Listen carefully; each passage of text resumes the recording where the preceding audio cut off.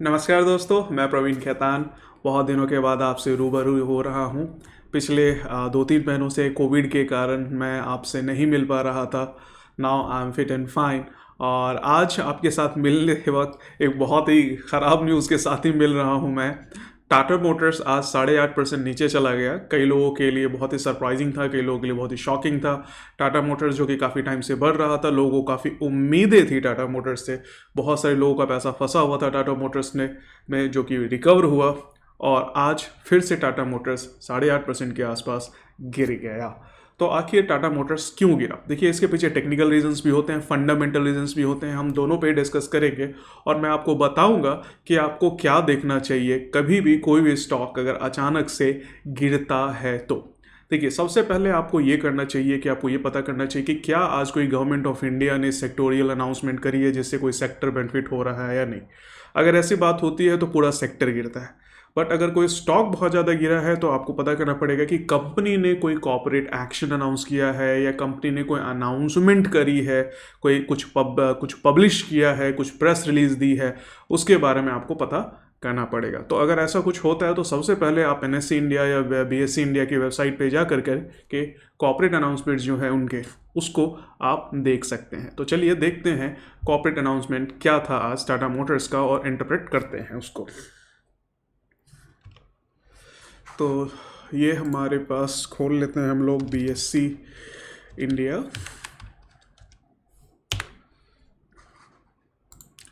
और यहाँ पे हम सर्च कर लेते हैं टाटा मोटर्स।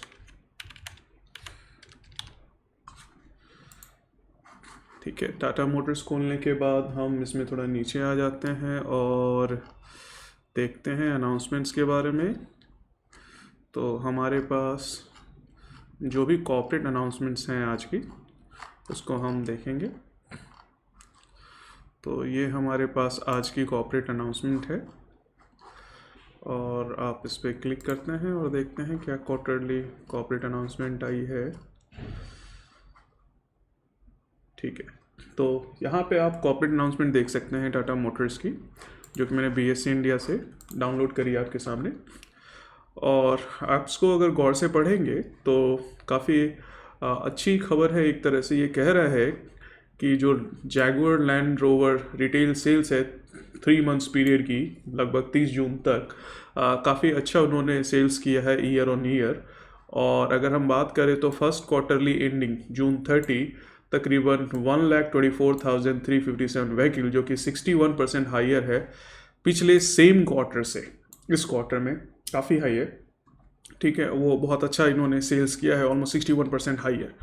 और इसके अलावा अगर हम बात करें अलग डिफरेंट रीजन्स में, ये तो इंडिया का था, यूके में भी 186% है, यूरोप में 124% है, और नॉर्थ अमेरिका और चाइना में भी इन्होंने पॉजिटिव रिजल्ट ही दिया है, सेल्स में ग्रोथ ही आई है।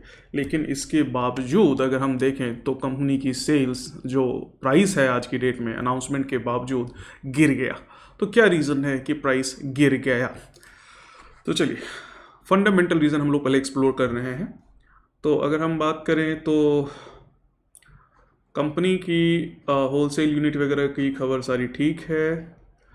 अच्छा, यहाँ पे एक हमारे पास एक खबर आ रही है कि at the end of the period company had around 3.7 billion of cash in short-term investments, and based on this and broadly in line with expectations given the supply constraints, ठीक है, and the company expects to report a cash outflow of $1 billion with a negative EBIT margin for the quarter. So company expecting for the quarter 2 or the next quarter cash outflow of approximately $1 billion and a negative EBIT। देखिए, negative EBITDA पहले से उनकी forecasting में था, but then again for second quarter also consecutively वो बात कर रहे हैं नेगेटिव EBIT की। तो ये एक जो है गड़बड़ बात है।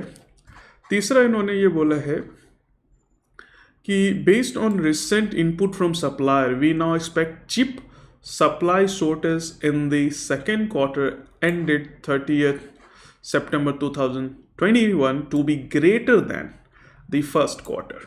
Now, this is really a bad news, potentially resulting in a wholesale volume of about 50% lower than planned। ठीक है, तो ये एक जो न्यूज़ है कि चिप शॉर्टेज, देखिए चिप शॉर्टेज एक ऐसी चीज़ है जो कि सिर्फ टाटा मोटर्स को ही अफेक्ट नहीं करेगी, मारुति को भी अफेक्ट करेगी और भी बहुत सारी कंपनीज को अफेक्ट करेगी। तो क्या चिप शॉर्टेज इतना बड़ा रीज़न हो सकता है कि सिर्फ टाटा मोटर्स के शेयर्स 8.5% टूट गए? अगर ऐसी बात होती तो मारुति भी बहुत ज़्यादा टूटनी चाहिए थी। तो क्या मारुति में कल रिएक्शन मिलेगा बहुत ज़्यादा? मुझे उम्मीद कम है। ठीक है, लेकिन अगर हम बात करें टाटा मोटर्स की, तो टाटा मोटर्स खुद कह रहा है कि हाँ, हम 50% एक्सपेक्टेड है कि हमारा जो है आउटपुट जो है कम रहेगा because of the shortage of chip. ठीक है, आगे देख लेते हैं, आगे कुछ और ये कह रहा है। Again it says that in the second scenario above, we expect an operating cash outflow of $1 billion with a negative EBITDA, ये हमने पढ़ा ही था। And encouragingly, the company continues to see strong demand for its product and semiconductor supply ultimately improves. The company presently have around 110,000 global retailers, history 3 months sales cover with 5 months of Europe and 4 months. So remaining part of this report is quite good. We can see the report here.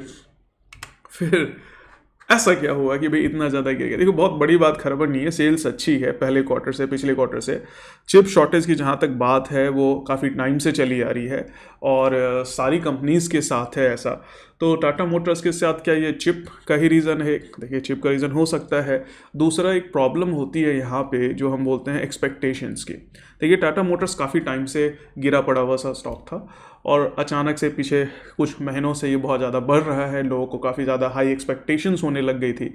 और एक problem क्या होती है मुझे लगता है, जो मैं टेक्निकल एनालिसिस में खासकर स्टूडेंट्स को बोलता हूँ, कि अगर actual result does not meet the expected और द एक्सपेक्टेशंस, तो बहुत ज़्यादा आपको मार्केट में रिएक्शंस मिलते हैं।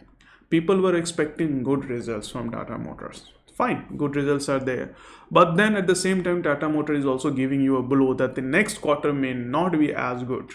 Okay, तो यहाँ पे एक्सपेक्टेशंस का एक पंगा आ रहा है। चलिए, दूसरा हम समझते हैं थोड़ा टेक्निकल व्यूज को। तो टेक्निकल व्यू अगर हम बात करें तो यहाँ पे आप चार्ट देखें, Tata Motors is almost trading all time high.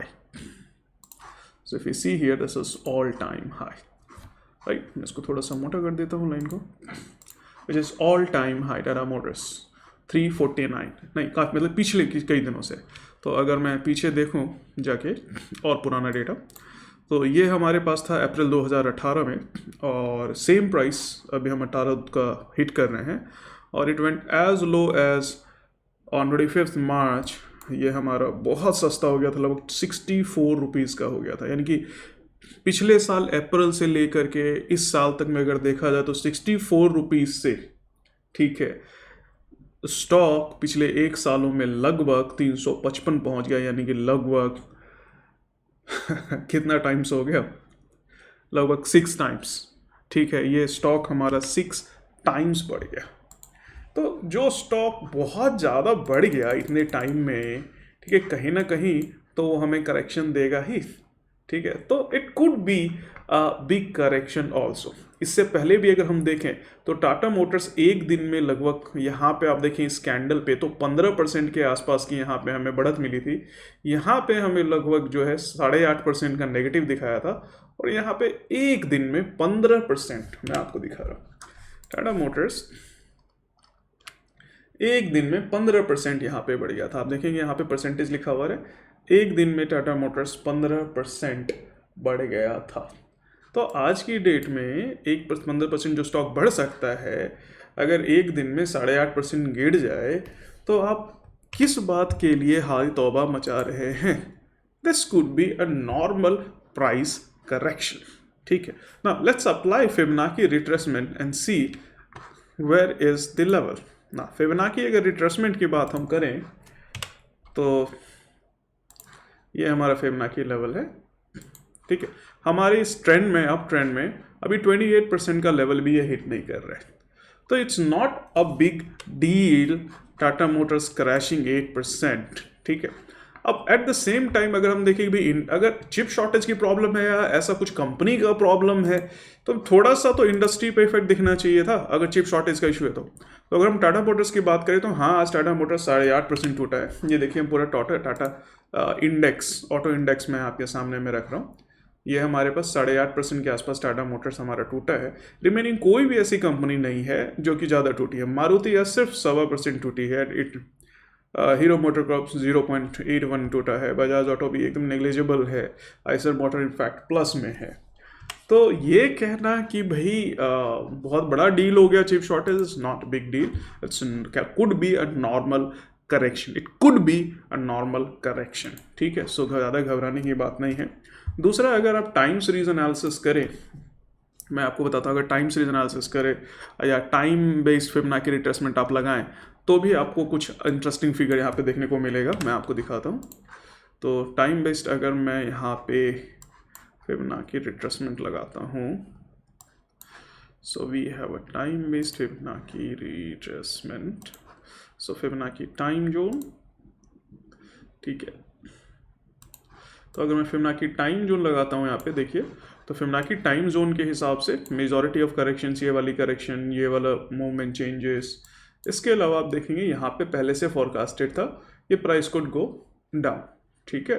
So this is in natural order, ठीक है। तो ज़्यादा घबराने की बात नहीं है, ठीक है। और ऑटो इंडेक्स भी आपका परफेक्ट है, ज़्यादा नहीं गिरा है। अदर ऑटो स्टॉक्स में भी ज़्यादा प्रॉब्लम नहीं आई है, तो चिप शॉर्टेज का कोई इशू नहीं है। हाँ, कंपनी की रिजल्ट्स अच्छे हैं, प्रॉफिटेबिलिटी अच्छी है। ये गिरने का जो सबसे बड़ा मेजर रीज़न है प्राइस का। अगर आप टेक्निकल एनालिसिस पढ़ते हैं तो यहाँ पे हम लोग बोलते हैं 3 तरह के रिजल्ट्स आते हैं। एक होता है एक्चुअल डेटा, एक होता है फॉरकास्ट, और एक होता है एक्सपेक्टेड, फोरकास्ट यानी कि एक्सपेक्टेड, और एक होता है हमारा पास्ट डेटा। तो अपन क्या करते हैं, प्रीवियस हो गया डेटा, और जो हमारा एक्चुअल डेटा भी आया और जो फॉरकास्ट है, इन तीनों को कंपेयर करते हैं। नॉर्मली अगर आप देखें, जो हमारा एक्चुअल डेटा रिलीज हुआ है वो एक्सपेक्टेड रिजल्ट से अगर थोड़ा सा कम है तो भी रिजल्ट अच्छा नहीं मिलता है। फॉर एग्जांपल, अगर मैं बोलूँ कि मैं किसी कंपनी में एक्सपेक्ट कर रहा हूँ 8% सेल्स ग्रोथ की, और रिजल्ट आया 5% सेल्स ग्रोथ का, तो रिजल्ट तो अच्छा है, लेकिन हम एक्सपेक्ट कितना कर रहे थे, 8%। तो इस सिचुएशन में मार्केट प्लस रिजेक्ट नहीं करेगी, मार्केट नेगेटिव रिएक्ट करेगी। तो ऐसा ही कुछ मुझे लगता है कि टाटा मोटर्स के साथ आज हुआ है। चलिए, मैं मिलता हूँ अगले वीडियो के लिए, तब तक के लिए टेक केयर, बाय बाय।